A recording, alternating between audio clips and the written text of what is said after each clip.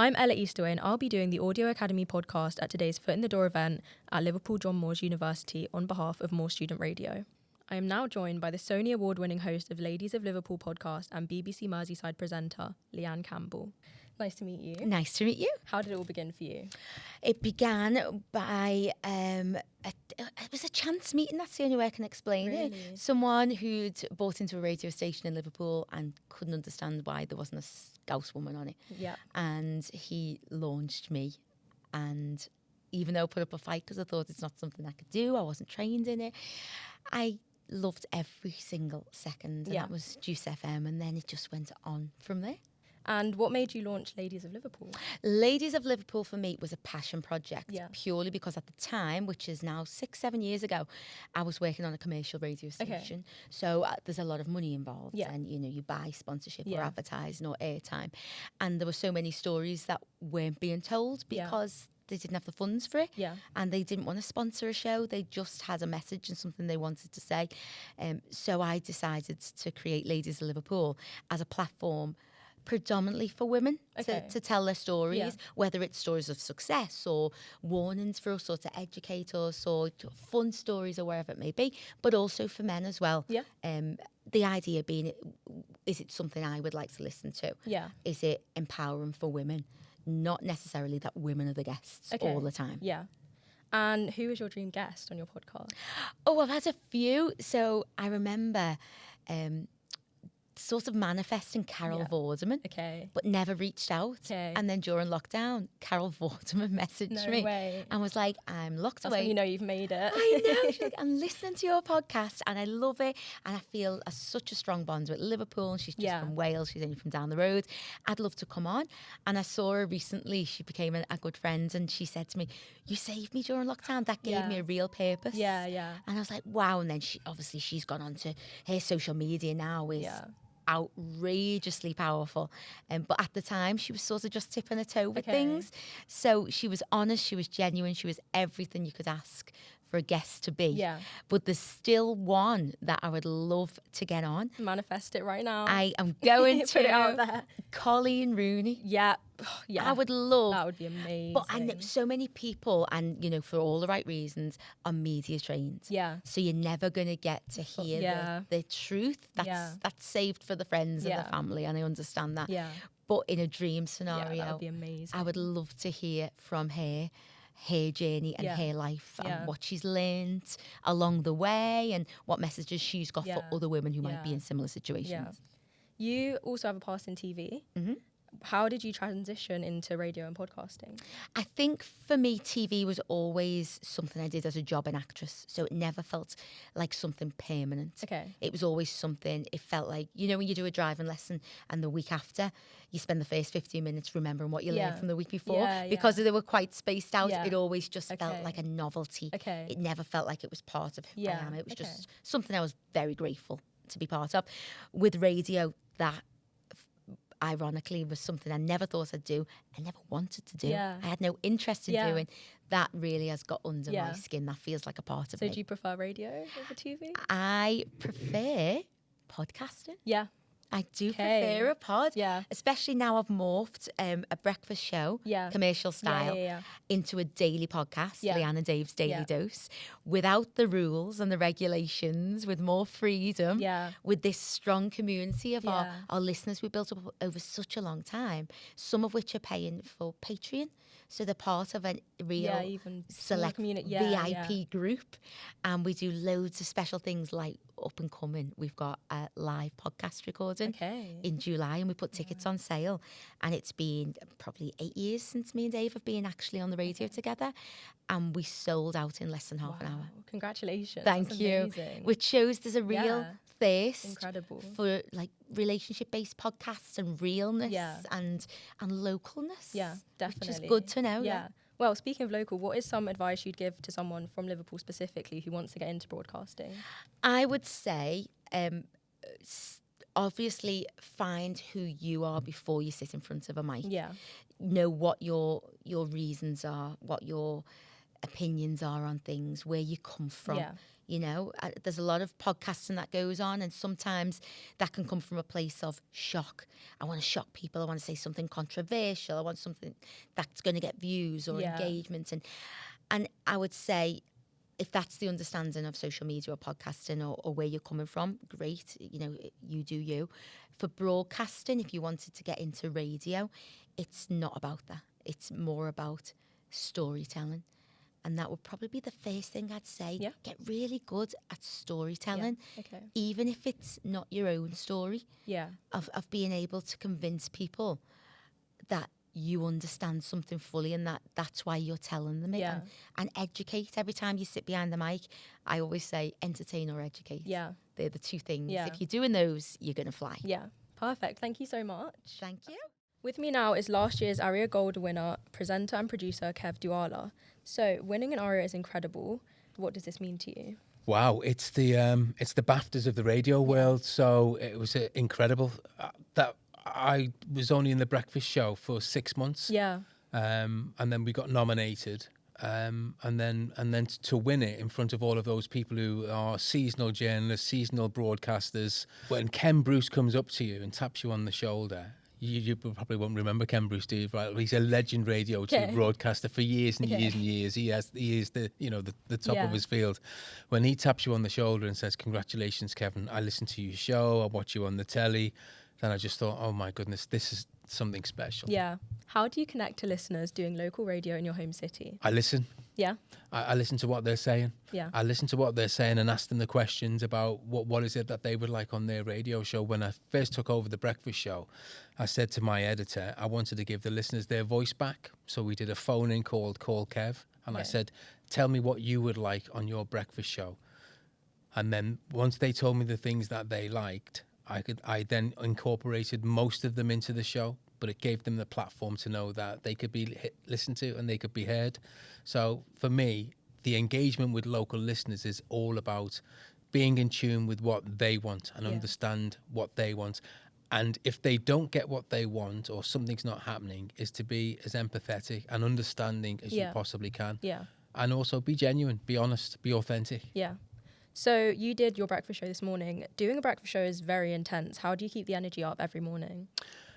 Wow. That's just me. I think everybody always says, Kev, you're always positive. You always got this energy.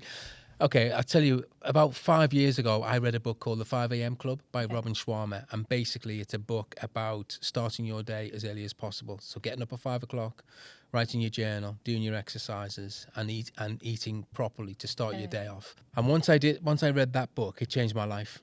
So every day I was getting up at 5 o'clock, even before the breakfast show. Okay. So when I came to do the breakfast show, I was used to it already. Yeah, it was no problem for me. Okay. Yeah, and it probably helps that I'm a morning person as well, I guess. Yeah. So yeah, life's too short. I mean, you got to take each opportunity and enjoy it. Definitely. And you've also worked on the One Show. How does TV presenting compare to radio? TV, working for the One Show, TV's different because TV's time constraints are a lot tighter. Okay. So when you're interviewing somebody and it's on camera, for example, you may have 3 minutes to do that interview. So you've got to make sure that your questions are shorter. Yeah. And then if they're taking a bit of time to answer that question, you've got to have the skill then to try and interject without cutting them off. Yeah.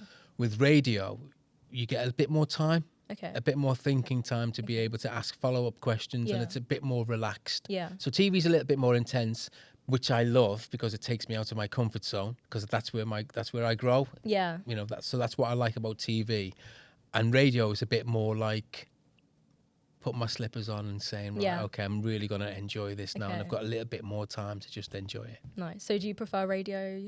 Say. I prefer. I like them equally as good because I do both. Yeah. They both complement each other. Okay. Like I said, I can relax with the radio and then I can get not my sugar rush, but my adrenaline rush with live TV especially. Nice. And we're at Foot in the Door. What do these events mean to you? Well, they're massive. I wish, when I started in broadcasting, I wish these were available for me. I think it's paramount. I think the more information professional broadcasters can pass on, Yeah.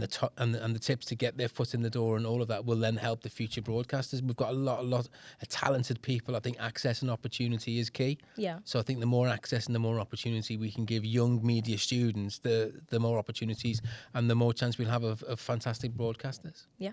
Thank you so much. Pleasure. I'm now joined by Head of Podcast Strategy at DMG Media, Mike Willer. Hello. Thanks for having me. Nice to meet you. You are Head of Strategy Podcast at DMG Media. What does your role involve day to day? Interesting one. I often say, what doesn't it involve? I end up getting involved in basically anything to do with growing our audience, looking into ways to incorporate technology into our workflows, platforms, distribution, marketing, growth, commercial monetization. Everything. Yeah, so it is a bit of Yeah. everything really, which it makes it really hard to kind of define what my job actually is. Yeah. But I suppose it's a bit of everything. Yeah. And where do you see the future of podcasts? Where do I see the future of podcasts? I think podcasts are always going to be a part of our lives. And I think what is already changing and what's going to continue to change is just the way that people consume them. Okay. So, we moved away from it being something that you only listen to on a very specific app on your mobile phone or your iPod, which is why it's called a podcast in the first place. Yeah. What defines a podcast is changing. So a really good example is I spoke to my nephew the other day and said, what podcasts do you listen to? And he listed off about 3. I said, where do you listen to them? He said, oh, I watch them on TikTok. Okay. Right. So I think the format, which is like a conversational format, if we're excluding narrative shows, lends itself to short form platforms. So you could consume a podcast over sort of 10 shorter form clips and you'd have consumed the podcast. Yeah. Whether that's a good thing or not, is up for debate. But I think that's the future. I think the definition of what a podcast is going to change, and how people consume them will also change and evolve with general consumption habits. Yeah. Leading on from that, how are audience habits changing? I think attention spans are dropping. Yeah. Which kind of leads on to my last point, which is around, you're now competing for attention against not just television and radio for podcasts. It's TikTok, it's YouTube, it's music, it's everything. So I suppose that's what I would say is the biggest challenge. How do you cut through in that space? Well, I think you should also be on those platforms. The great thing about podcasts is it can be chopped up into infinite clips that can be distributed on TikTok or Reels. I think a way to sort of combat that is to build your own audience, own that audience. So I think one thing that's really becoming important within the podcasting space specifically are community building. So things like newsletters, things like events, having a subscription tier of your podcast so that you capture their email address and you can speak to your audience directly rather than being sort of at the whim of social media platforms algorithm, which can be taken away at any minute. I think that's a really big challenge. And what advice would you give to someone who wants to get into podcasting, or specifically producing podcasts, I guess? Producing podcasts, I mean, it's a really low barrier to entry industry, so anyone can do it. If you've got access to a microphone, you can be a podcast producer or you can be a podcaster, right? So I think there's no time like the present. I think if you want to be a podcast producer, start producing a podcast. That could be for your mates, it could be for yourself. If you've got an audio editing background, say you work in radio already, I think there's an entry point into podcasting by saying, hey, I'll do the cut down version of the show that's going to be put up on the app for later. Getting into it, I mean, there are loads of opportunities. I think a lot of the work as a producer in podcasting is primarily freelance or contract based, especially if you have less experience. If this is your first gig, freelance work is going to be your way in. But speak to people out there that are making podcasts that you admire and you like. Get to know those people. Go to as many events as you possibly can. Go to meetups. Go to, if you're able to get into an awards ceremony or a conference, there's a big show every year in May in the UK called the Podcast Show. That's a really, really good way into the industry as well. Just meeting as many possible people as you can. Again, it's just like, it's always this, it's networking and actually doing the job. Like, just do it, show people that you can do it, and then hopefully it will go on from there. No guarantees, but, Well, perfect. Thank you so much. No problem. Thanks for having me. Cheers. I'm now joined by BBC 5 Live Managing Editor Julie Cullen. What made you transition from commissioning executive at BBC Six Music to managing editor at BBC 5 Live? That's a really good question. So I loved working at Six Music, and I'd been there since before that network launched. Okay. And I'd done a whole range of jobs there. Started as a music news journalist, became a presenter, became a commissioning exec, and then became an editor. So lots of different, and the network grew and grew and grew, and it's still really incredibly popular now. But I did feel like the state of the world, without wishing to sound too profound, it felt a bit like going back into news, because I started as a news journalist. Okay. That would be a good time to do it. Okay. And the good thing about Media City and BBC being in the north is it's actually much easier to transition between networks if you've got the right skills. Okay. Because it's a smaller campus in Salford, you do actually get to know people. And I saw this role advertised. I spoke to the then managing editor, Heidi Dawson, who she left managing editor to become controller. Okay. And she said she encouraged me to apply. So I went through the process of applying and thankfully was successful. You said you did a bit of presenting. Did you enjoy that? Do you ever want to go back to that? I did enjoy it. I enjoyed it because it was at a time in Six Music when it was a 1 hour music news programme called The Music Week. So it kind of played into my journalism skills. So I always considered myself to be more of a journalist than a presenter. Okay. So my role was it was about interviewing people really and getting them to tell us interesting, because a lot of musicians are on the PR trail. Yeah. So they've got an album out, they've got a book out, they've got something they want to plug. Yeah. And if you're their 15th interview of the day, it can get really kind of boring. Yeah. And they're giving off-pat sort of answers to your questions. So it's finding an interesting way to getting them to open up. Yeah. You know, and that's what I loved about it was some musicians, you'd interview them quite a lot because you'd be backstage at festivals, you'd meet them on the red carpet, you'd interview them at album launches, etc. So you would build up a relationship with them. And then occasionally you'd go into the studio when they were recording. So, you know, it was about developing a relationship with people, like everything is really. Yeah. And in that way, you get them to open up. Yeah. What was really, because I was doing that, and it did involve a lot of being at lots of different places, you know, whether that was backstage, talking to people after sound checks before they'd performed, or it was running around all over the country, which was great and really exciting, and I kind of milked it for as long as I could. Yeah. But then I had a baby. Yeah. So everything changed. Yeah. And I moved from London to Manchester. Okay. And my priorities changed really. And like I say, I had this kind of yearning to be back involved with news in a way that I hadn't been for a long time while I've been at Six Music. Yeah. What is the hardest editorial decision you've had to make? That is a tough one. Without going into specifics, I think the hardest editorial decisions are always around things where with the journalism, you want to tell a story and explore a topic and an idea, but there are obstacles to you telling the story in the way that you want, whether that's impartiality or editorial standard rules. They're not obstacles, but they're the sort of boundaries within which you have to tell those stories. Yeah. And sometimes people kind of want to race to the end without going through due process. You know, but I want to tell this story and I know this is the truth. But the role of the BBC is trust is the most important part of our relationship with the audience. So it is about absolutely making sure that you're being fair when you tell a story, and even the people that you think shouldn't have a voice or a say in their role of how this story has evolved have to be addressed, have to be given a right of reply. Yeah. So sometimes it can be laborious, you know, to get a story told properly and fairly, but to my mind, that's what makes the story much more powerful, is that people have gone through the right processes to make absolutely 100% sure that they are being fair to everybody involved. Yeah. We're in an age of social media. Has that impacted your job?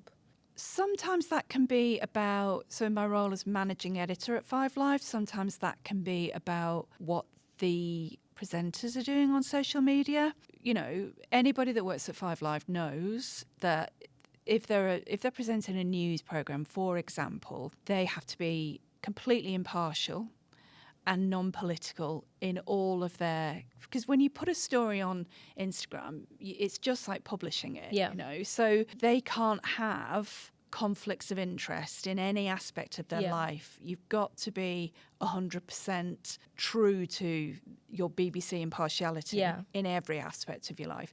So a casual sort of comment on somebody's story or liking somebody else's comment can betray your impartiality. Yeah. And so that's kind of where it's sometimes you're not policing it, but you are making sure that your presenters are aware of their responsibility in that role. Yeah. And how do you keep content fresh? Well, as we were saying in the session earlier, a lot of that is about the people that you recruit. You know, at 5 Live, our tagline is that we're the voice of the UK, and I think it's really important that we live and breathe that to make sure that our presenters and our voices on air are authentic and they come from a wide range of backgrounds, that we have a lot of diversity in our lineup and in our people that we put on air.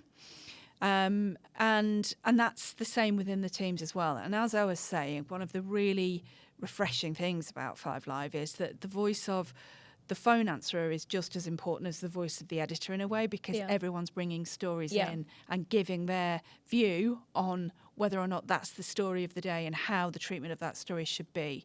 So I think we keep things fresh there by being the only rolling news network that the BBC has. Yeah. So that evolves and changes every minute of every hour of every day. Yeah. And why do you think events like Foot in the Door are so important for bringing people to radio? Because as I was saying, you know, the last Foot in the Door that I did in Leeds, I met 2 women there, one of whom, they both came into 5 Live and they both worked there for quite a long time as on the phones, doing the phone answering, which is the lifeblood of the radio shows in a way, because getting people to call a radio station isn't easy. Yeah. You know, you've got to engage them. You've got to find the hook that they care about enough to pick the phone up and then tell their story. And those are the stories that make people stay in their car after they've parked because they want to hear the end of that story, at the end of that phone call.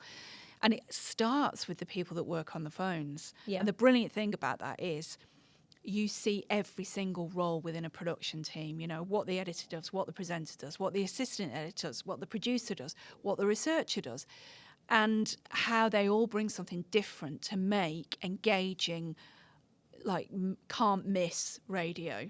Thank you so much. My pleasure. I'm now joined by Kerrang radio presenter Hope Lynes. You won Golden Award for Best Presenter and Best Speech Programming at the SRA Awards in 2023. Can you tell me what that meant to you? Oh, it meant so much. I was a part of Student Radio Association for like 3 or 4 years. So I was very involved with the awards, and it was actually at the end of my master's that happened. So it kind of felt like a full circle moment to kind of finish student radio with that kind of recognition. I know it's only like an award, but sometimes having someone tell you that you are good enough is like, oh, okay, maybe I can do this. So yeah, that was really special. I mean, I was already working at Kerrang at the time, so it didn't really boost much in my career, but it definitely gave me a personal boost, as in like, oh, maybe I can do this and I am good enough, which was needed for me, I would say. Yeah. So you said you already worked at Kerrang back then, so can you tell me about that? Yeah, so I went to a student radio conference in, I want to say 2021 or 22, and the producer at the time was on a panel, and like 2 days before I'd entered, which I think is running again this year, they do like a listener takeover day on the late May bank holiday, so like listeners can be on the station, which is a really cool thing. Yeah. And I'd applied to that like 2 days before, and then the producer was on the panel, and I was like, oh, I probably should like go and talk to her. Yeah. But I was super nervous, but I asked her to go out for a coffee, which I would never do.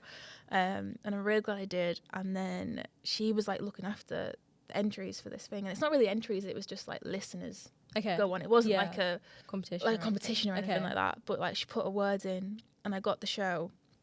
Just 1 hour on the bank holiday, but the content director really, really liked my voice. And then I spent like 9 months, 10 months demoing back and forth. And then I got the Saturday show, and that was around the time when I won that award. Yeah. So that was like kind of the start of it. And then since then, that moved Saturday, Sunday, and then that moved to evenings, and that's where I am now. So yeah, just kind of progressed that way. What do these events mean to you? Oh, they mean so much, because if it wasn't for me going to a conference, and like this was like my 3rd conference that I had the confidence to do that at. But if I hadn't have done that, then I mean I might have gotten picked to go on the station, but it wouldn't have been a name put in a conversation, you know what I mean? Yeah. And even an email is not the same, like actually having a conversation with someone and getting to know someone, and then recognizing it's an opportunity that I wouldn't have had to literally get a foot in the door. That's what, like, it's not this exact event, but an event like that is what that did for me. Yeah. And I'm sure it might have happened without it, but it's just the opportunity. I think it's really important. And also for people to see that there's different careers and stuff. Yeah. And like we've got the speed networking later, and I'm probably going to talk about how I've got like 5 jobs and stuff like that. But it's helpful for people to see different sides of radio. Definitely. Yeah. Thank you so much. That's all right. With me now is BBC Radio Merseyside producer Helen Bramford-Wakefield. Yeah. You produced the Paul Beesley Saturday Breakfast programme on BBC Merseyside. Yeah. Tell me about that. Oh, right. Where do I start? Basically, me and my mate Bees have a great laugh on a Saturday morning. I've only known him about 2.5 years, but I feel like I've known him forever, and we get on really, really well. So historically, I am a presenter. I was a presenter for many years on commercial radio. Okay. And then when I came to the BBC, a sort of new opportunity was presented to me to move more into production instead. As with a lot of BBC output, when you're the producer, you're quite often on air as well. Yeah. So I sort of become Paul's co-presenter, really, and we have a great laugh together. So, it's a mixture of guests and music and whatever's going on in the day, really. Nice. Yeah. So, it's good. Which do you prefer, presenting or producing? Oh, I'd say nowadays I prefer producing, really. I quite like it that I get the best of both worlds. I still get to be on the radio, but I get to do more interesting things. I think when I was a presenter, just in music radio, in commercial radio, it's talking between the songs. You might occasionally interview a celebrity, and that's about it, really. Okay. Whereas when I moved to the BBC, there's just so much more to get your teeth into, a lot more guests, a lot more news. I just find it a lot more interesting, really. So, I'm really enjoying doing something different in my 40s. Nice. So would you say you prefer BBC over commercial radio in some ways? They're both very, very different. Yeah. And I always tell people that, especially when we get people who come and work with us who've worked in commercial. I think if some of our staff have only ever worked in BBC, they don't really realise how different it is. It is very, very different. But I've really enjoyed learning a new skill, really. Nice. Yeah. You also host Voices of Fostering podcast? I do, yeah. So tell me about that. So I do a podcast. We do a recording once a month. Nice. But I suppose I'm giving away secrets there, really. Content goes out like a few times a week, but we do them sort of monthly. Okay. I record at a podcast studio in Liverpool called Liverpool Podcast Studios. They're an amazing team down there. And I've been doing it about 5 years now. It was during the pandemic that they got in contact with me on LinkedIn because a lot of their in-person information sessions that they used to do obviously couldn't happen because of the pandemic. Yeah. So we started doing a lot of content on Facebook. Okay. We did Instagram Live so people could still get the information they needed but online. Yeah. And then that evolved into the podcast. Nice. So I interview foster carers, social workers, sometimes people who've been in care themselves, just to educate people really about fostering and to hopefully attract more people into being foster carers. Nice. So I love it. Do you prefer podcasting over live radio, or what's some of the main differences? Obviously one's live, but I think live radio, I know podcasting's become so big now, and I understand that because you can listen to it on your terms, can't you? Yeah. You can choose something that you want to listen to, and you can listen to it whenever you like. You can stop it and then start it again. But there's something much more immediate and exciting about radio for me. You know, that live aspect, really. You don't know what's going to happen, if something's going to go wrong, if something hilarious happens, which quite often it does with me and Peter. And you never get that excitement in podcasting because obviously it's also edited. Yeah. So I'd say I would still always choose radio. Nice. Yeah. Perfect. Thank you so much. Oh, thank you. I'm now joined by presenter and producer Paul Beesley.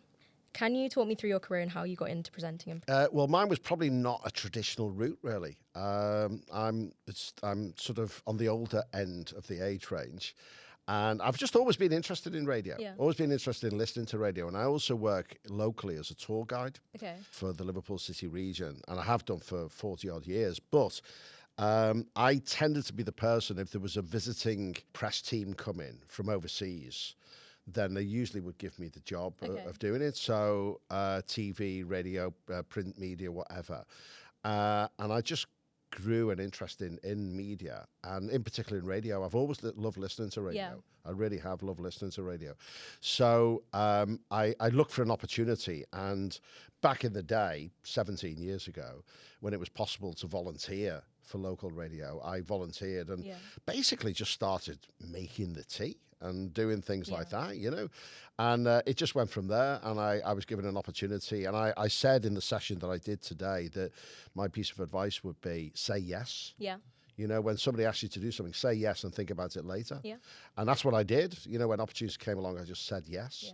So since then, it's just gone from one thing to another. I still work as a freelancer. I'm not a member of staff. I'm a freelancer at BBC Radio Merseyside, but I've presented pretty much at every show apart from the specialist ones. But it was very much a non-traditional route in. Yeah. So I had no educational background in radio or journalism or media at all. And what is your favourite thing about presenting and producing separately? I think it's the thing I like to do is hopefully build a relationship with the listener. Yeah.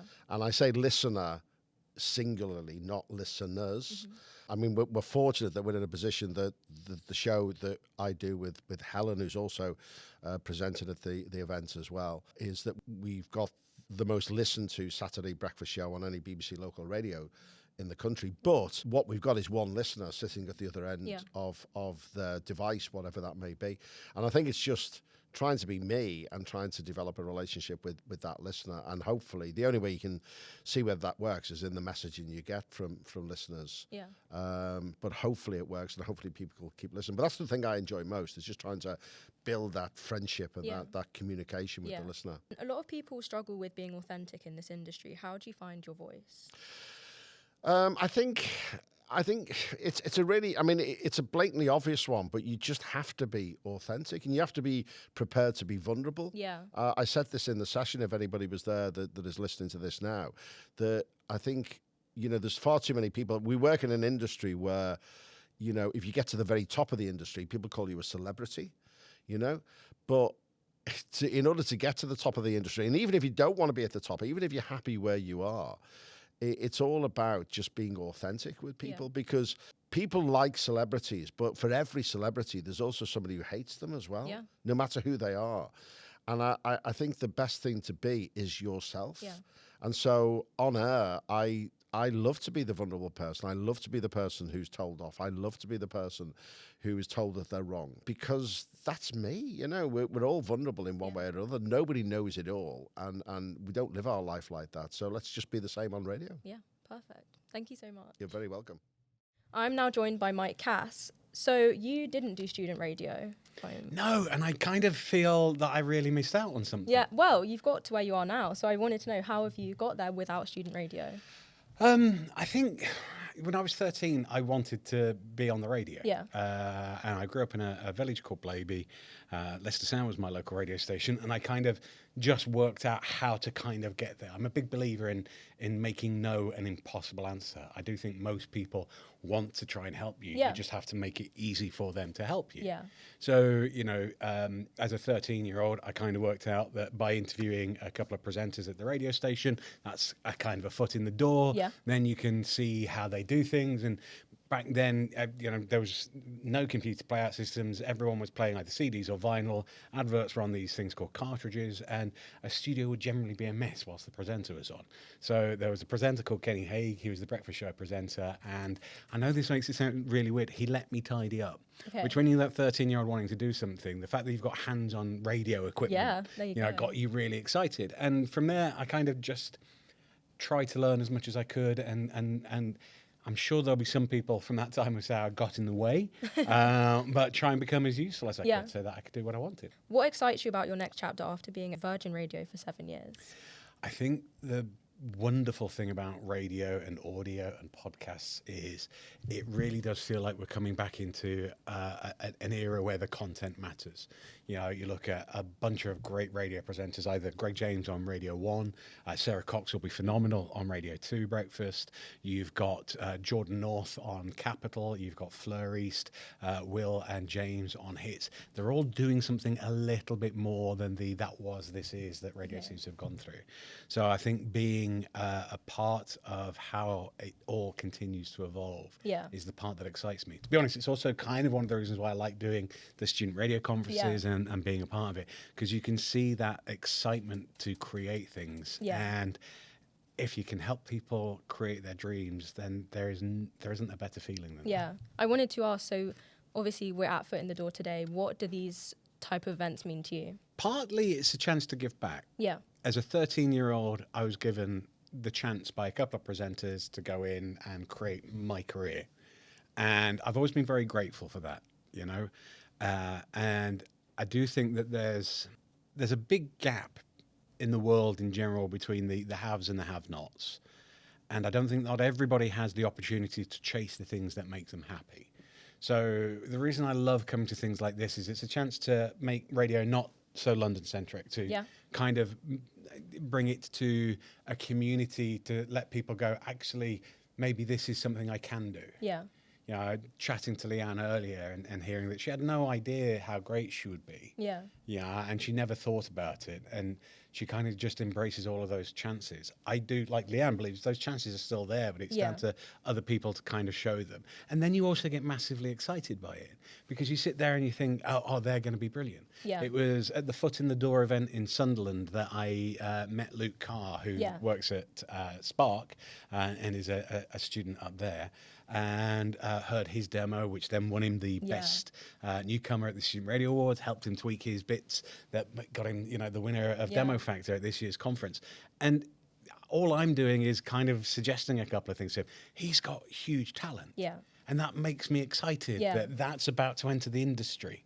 And, his openness to tweaking the ideas and everything then kind of makes you go, oh, wow, I can help him get to do what will be his dream come true. There is no better feeling in the world. So I wanted to ask, do you have any advice for someone trying to find their voice as a presenter? I think it's such a cliche when people say be yourself. Because I think finding your own voice is hard, and I don't think it's all right to stand around and say be yourself, but I think admitting how long sometimes that takes and recognizing that changes. Again, using Leanne as an example from earlier, the conversation earlier today at Foot in the Door, she has definitely been herself, but the mum of two will be a different version of Leanne from the one who started doing drama school as a child, and recognizing that parts of you change as you get older. So it's be yourself, but don't give yourself a hard time if you're not quite sure who that is yet. Thank you very much. You're welcome. I'm now joined by award-winning podcast producer Bethany Madden. Life After Prison is nominated for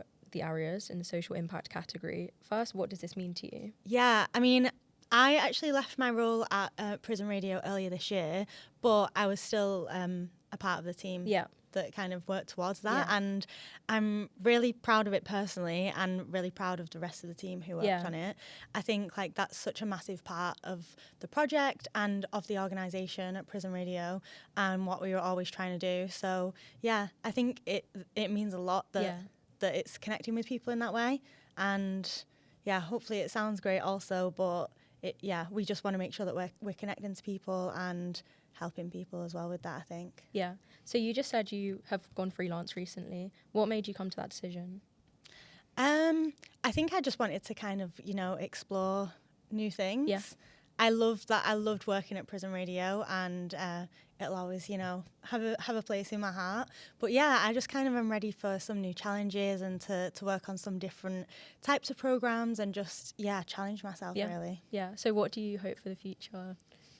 What do I hope? Big question. It is, yeah. I mean, I think if I could work on something like Life After Prison, again, like recreate that in a different space, that would be incredible. I think right now I'm just really open to seeing where things take me, to be honest. Yeah. So you do producing. How do you decide what stays and what goes? Good question. I guess it depends on what it is that you're making, first of all, like how long do you really need it to be? But I think, like, my boss once told me, I remember Andrew Wilkie saying that always make the decision based on the content. Don't be trying to be like, it's got to be 60 minutes and then I'm going to cut it down to that. Like, you want to just pick your best bits and work around that. Like, that is what should be in the content ultimately. I think, like, I don't know, I guess you just get an ear for it over time of like, these are the nuggets and these bits actually, we can lose a bit of this. But I think with Life After Prison in particular, and I guess like podcasts generally, that kind of show, like, you also want to like keep it real and leave a little bit of that stuff in. Like, you don't want it to just be chop, chop, chop, chop, chop. Like, you want a little bit of space and a little bit of cushion so that it can have that kind of relaxed feel as well. Yeah. We're at a foot in the door. What do these events mean to you? These events are really, like, I love being a part of this, and I'm really happy to be here today because I just think whatever I can do to share the whatever knowledge that I've got from my time in the industry and help people getting into it, it means a lot to me because I think, like, I would have loved to be at something like this. Like, this whole studio space and everything you've got is so cool. So it's really cool to like be a part of it and just like help people wherever I can in whatever way. If you had just one piece of advice for aspiring producers, what would it be? I think be proactive. That is the key word for me, be proactive. Yeah. Like, sit down and think about, what do I want to make? Where do I want to be? What are my favorite programs? How can I get in touch with people from those programs? Like, think outside the box, because that's what you're going to have to do as a producer. Like, being a producer is essentially just being a problem solver. So just think on your feet, get yourself in the places where you need to be. Perfect. Thank you so much. I'm now joined by Dan McQuillin. You did a case study called Dan GPT, am I correct? With your wife, who spoke to your AI version of you. Can you tell me a bit about that, please? Well, the worst thing is I didn't tell her. Well, I told her after I had made it. Okay. The premise was, I think there's a lot of people who kind of feel that radio is a uniquely personal medium. Yeah. And it is. It does generate a connection with our audience. But I wanted to find a way of sort of showing that ChatGPT and these LLMs have the ability to replicate something very close to that. So I thought, what's the closest personal relationship I have? It's my wife. Yep. We've been, she could say unsuccessfully, I would say successfully married for 35 years. Yep. So I made Dan GPT as a kind of thought experiment. And I thought she would think it was fun or it was interesting. Anyway, what I didn't realise is initially she just wouldn't use it at all. She thought it was creepy and weird. Then 3 weeks later, we had a minor argument. I can't remember what that was about, but I'm sure she was right. and then she started to interact with Dan GPT. Yeah. I don't know. I genuinely don't know what she asks when she asks him questions or what he says back, but I can see what she says to him directly about me. Okay. And so she asked him 7 questions. He gave her 7 answers. And the 7th thing she said was, I prefer this version than the real one. So I was like, yes. Well, I have to work on my marriage, but yes. So yes, he was tremendously sycophantic. He taught me how to communicate. Genuinely, he taught me how to communicate to my wife better. Yeah. And she doesn't use him very much. Okay. But if she's upset with me about something, she'll talk to him first, and he kind of diffuses the tension. Okay. I'm waiting for the moment where I'll come in and she'll say, well, you said this. I'm like, I didn't say that. The lines will be blurred. Yes, but it's quite useful having a stunt double when you're in trouble. There you go. Okay, so where do you see the future of AI when it comes to radio and broadcasting? I try to talk about it as augmented intelligence, so nothing artificial, nothing generative. It's the robot behind the scenes, the human behind the microphone. So there's all sorts of things that we have to do. You have to edit this, you have to improve the audio quality, etc. There's a lot that different kinds of AI as well. Machine learning algorithms about getting rid of background noise. If we'd shot this somewhere, with a lot more Atmos and noise, we can now get rid of that. If I'm a little bit off mic, you could make that sound better. So there's an awful lot of augmented intelligence where I talk about giving you superpowers, not replacing you. Yeah. And the fear in media is always that the accountants will say, can we do this cheaper? And I'm like, well, cheaper isn't an option because free is now an option. Ubiquitous, limitless is an option. Yeah. How do we do this better? How do we do what was impossible? How do we give ourselves these superpowers to reduce the process time of doing this? So I think that's how we compete with the machines. So what would you say to someone who's maybe scared about AI, doesn't know where it's coming from, where it's going?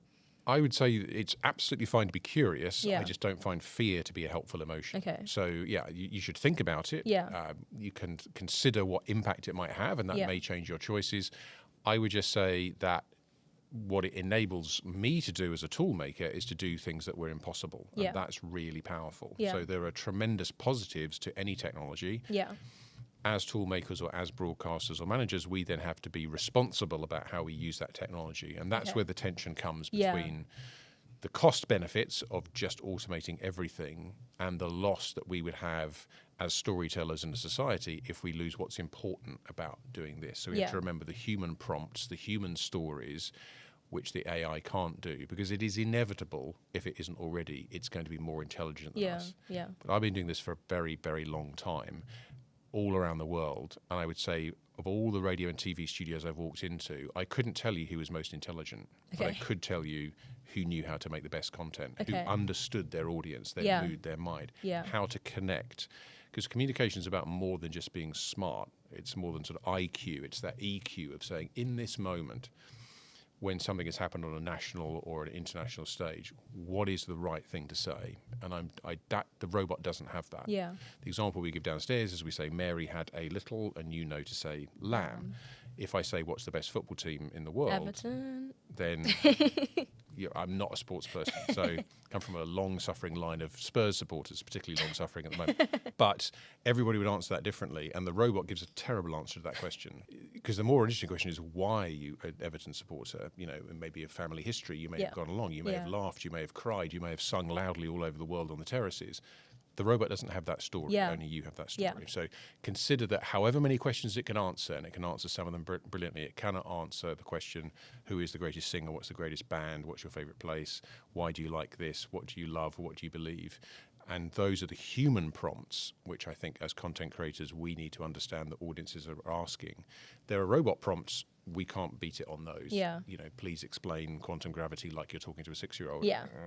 I would answer naturally like you were talking to a 6-year-old because I don't know. Yeah. So let's not, if we fight this, what I call the AI arms race for attention on artificial turf, we will lose. It can be hyper-personalized and it can be hyper-smart, but it equally can't answer some of the most basic human questions. Okay.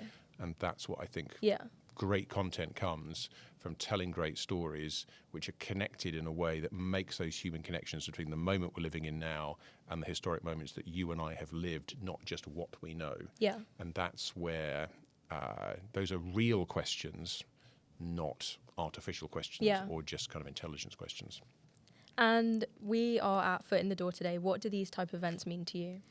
First of all, I don't think I encourage students, but they're tremendously encouraging to me. I have the privilege of flying all over the world, meeting lots of content creators, and most of the time the fear is no one's listening, young people don't care about audio and radio. So I always go away thinking, look at all these people, how are we not communicating to each other? This is a terrible industry. It's a great industry to be in, but it's a terrible industry for criticising itself and thinking everything's terrible all the time. And so to me, this is tremendously encouraging. And it's important that as we go through all these changes that we get a new generation of ideas, a new generation of talent, because the future in the way that AI will disrupt it doesn't belong to the people who've made content in the past. And that's really exciting because these moments of disruption are the chance for another generation to come in with different ideas. And because we can now have just this level of technology and AI tools, then we're unleashing storm, a wave, I don't know what the right metaphor is, that's going to come along. And it's fun to be around the group of people who say, I want to tell my story. I'm doing a podcast about this. I'm fascinated about fishing and jazz at the same time. Great. Doesn't matter what it is. If there's a niche and you can communicate on it, then go tell that story. Perfect. Thank you so much. No problem. Joining me now is commercial lead at Podcast Discovery, Hannah Southern. Tell me a bit about your role. Hi.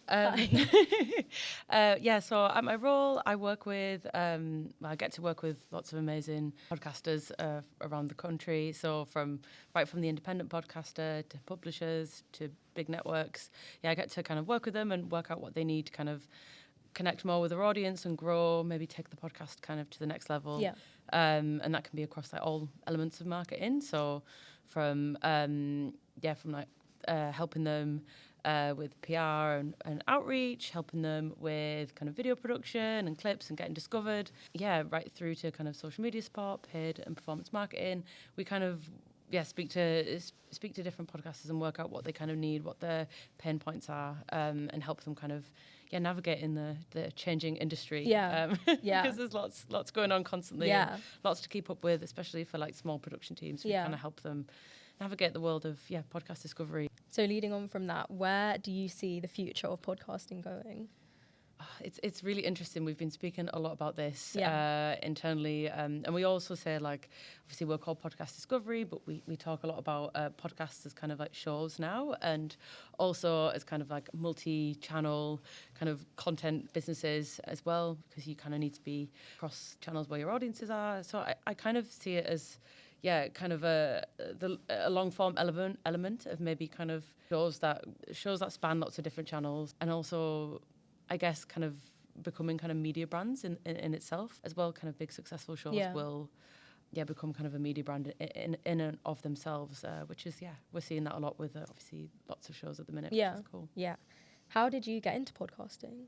I kind of knew I wanted to get into podcasting. Like, it's all what I was really passionate about, what I was always talking about to my friends, but I kind of didn't really know how to.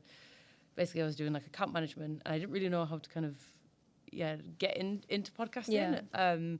So I created my own podcast newsletter to kind of write recommendations and reviews and things on podcasts, and it allowed me to kind of connect and really understand the podcast industry and how it all worked in the UK. From that job, I went into Message Heard and became kind of content strategist for their branded podcast element of their business, and helped them kind of develop shows for some of the UK's biggest brands, which is amazing. Nice. And what made you go into behind the scenes rather than presenting? I guess like I've always had an interest in like marketing and communications, and I think I did English literature and language at uni, and I kind of liked kind of the creation of things, but it never really crossed my mind to go behind the mic. And I think when I do, I do enjoy it, but I much prefer kind of the behind the scenes part of it and like the strategic elements. And I think my background working in businesses, I really like to think about like what the purpose of the podcast is, what like job are you hiring the podcast to do, and how are you delivering value to your audiences. So I kind of like to see to work on it in that way and behind the scenes. And I don't know, not thought about it. Nice. Thank you so much. That's it. Oh, that's it. Okay, I'm now joined by our very own Josh Smith. How are you? I'm good, Ella. How are you doing? Good. So how did you find the event? Really, really useful, actually. Yeah, I really enjoyed it. Spoke to a lot of people in places that I want to be at. Yeah. And, gave my email to a few people. So hopefully it leads to some good stuff. But yeah, it was really, really useful. Did what they said they were going to do. And I was very happy. Nice. Networking, talks, everything. So absolutely, nice. Yeah. What's your big aspiration? My big aspiration is to be able to have my own radio show for the Champions League final, and I'm interviewing somebody at the stadium. That's my big aim. Nice. So if I can get on to like 5 Live or something, and maybe I can do some like sort of interviews and bring those into a show for a big game of football, and just show my passion of football to everyone. Nice. Big aim. Nice. And you are going to be head of Drive Time next year? That is correct. Yeah, How are you feeling about that? I'm excited, actually. Yeah, I've really enjoyed Drive Time this year. Yeah. Was not expecting to be on it, but I am there, and it was good fun. So I hope to bring some more people into it, get some more experience for them, and hopefully learn a bit about like managing and things like that. So it should be good. Nice. Thank you. I'm now joined by LJ. How did you find the day? It was really good. It was really insightful, seeing people, getting contact, especially kind of speaking to people that you've heard about and you've known about and you've learned all this information, having them in front of you, having a genuine conversation, it changes your whole perspective on things. And did you find the talks useful as well? Yeah, the talks were amazing, really kind of giving you an avenue of how to get into the industry and make it, rather than a dream, actually like a career path, which was amazing.